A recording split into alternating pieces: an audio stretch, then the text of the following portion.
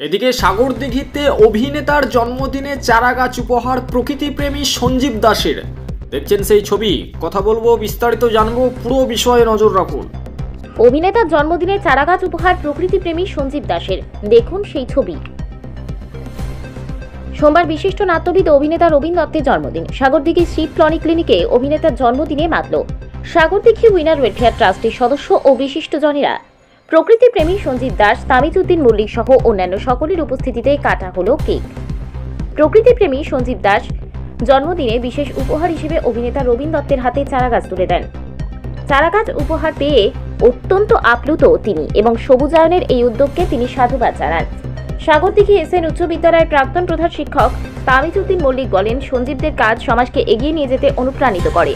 তাদের এই সবুজ বিপ্লব সত্যি অতুলনীয়। এই বিপ্লবের মধ্য দিয়ে তারা প্রত্যক্ষ ও পরোক্ষভাবে আমাদের এই প্রাকৃতিক ভারসাম্য বজায় রাখতে অনেক সাহায্য করছে। সাগরদিঘি থেকে রহমাতুল্লাহর রিপোর্ট, সবুজ বার্তা নিউজ। আমি ভাষাটা এই মুহূর্তে আমার মুখে অত আসছে না, তবে এটুকু বলতে পারি, বিশেষ করে আমার জীবনের যে কয়েকটা শ্রেষ্ঠ পাওনা, তার মধ্যে আজকের এই দিনটা আমার মনে থাকবে। আমি যতদিন থাকবো পৃথিবীতে, এখানে উইনার ওয়েলফেয়ার ট্রাস্ট এবং সবুজ বার্তার সম্পাদক সকলে মিলে, এবং আমার একবারে গ্রামের আমার মামু বলি, মামা মহিউদ্দিন আহমদের লাড্ডু মামু, এনারা সবসময় ছায়া সঙ্গে। নিচে আমার বন্ধু একটু অসুস্থ বোধ করছে, পাশে রয়েছেন তামিজউদ্দিন সাহেব, আরও সকলে রয়েছেন যারা।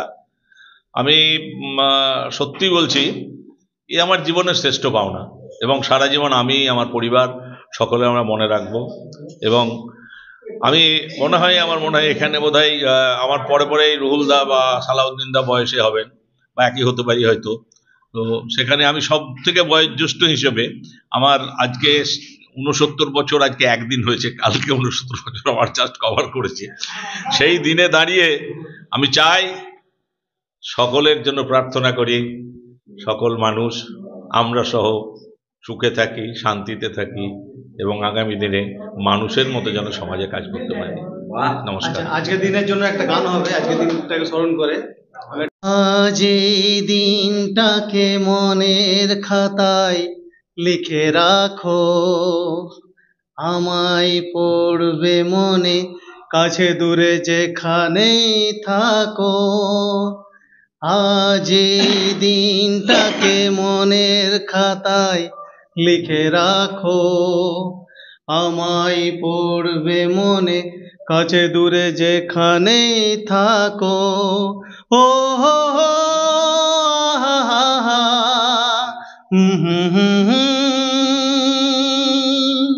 নমস্কার। Thank you.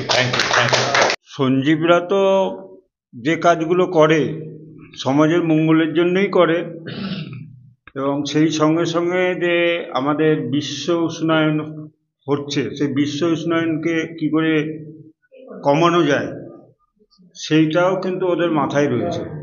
এই জন্যেই চারাগাছ বিতরণটা বেশি করে, যাতে পরিবেশে কার্বন ডাইঅক্সাইডের ভারসাম্যটা রক্ষা পায়, বিশ্ব উষ্ণায়নটা কম হয়, তাহলে প্রাকৃতিক ভারসাম্যটাও ঠিকঠাক থাকবে। আমরা বিভিন্ন যে দুরারোগ্য ব্যাধি হচ্ছে, সেই ব্যাধির থেকে মুক্ত হতে পারবো। কার জন্মদিন পালন করলেন, কেমন লাগছে? আজকে আমাদের বিশিষ্ট নাট্যবিদ রবীন দত্ত কাকু, তার আজ জন্মদিন।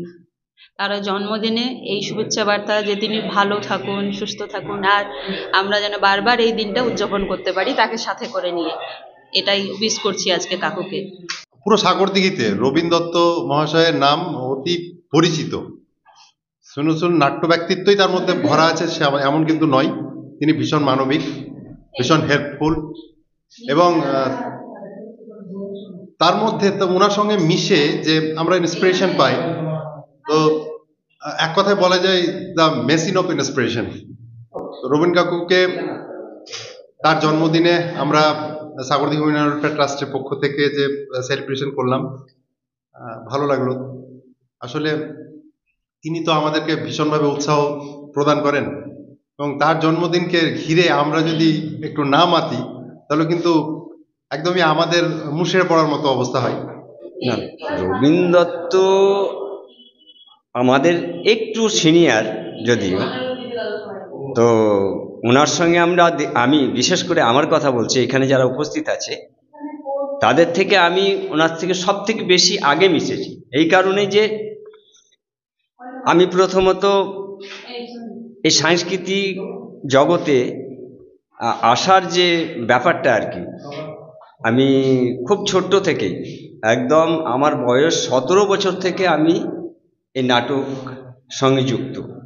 আমরা তখন স্কুলের ছাত্র, সে সময় থেকে আমরা পড়েছি এবং আমাদের সাংস্কৃতিক ব্যাপারগুলো আমরা অনেকটা শিখেছিলাম।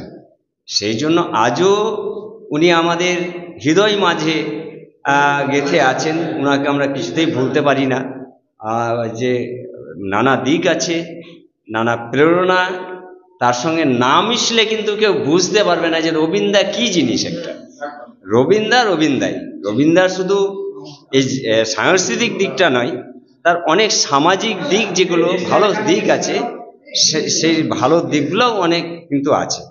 উনি একদম, আমি বলতে চাই, দি কমপ্লিট ম্যান বলতে যা বোঝায় সেই রবীন্দ্র।